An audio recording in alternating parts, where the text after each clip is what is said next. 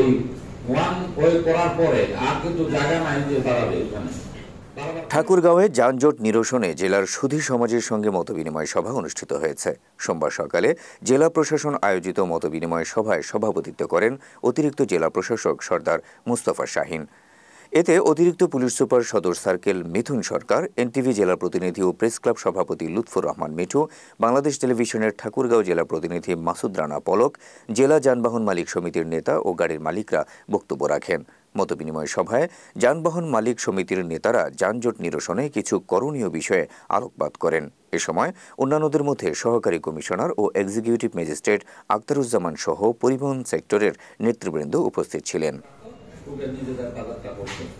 এখন কিন্তু গাড়িগুলো ঢুকে যায়, মোটরসাইকেল বাইপাস এই আশপাশে এরা এখানে দাঁড়ায়, এটা তো আসলে স্ট্যান্ড না।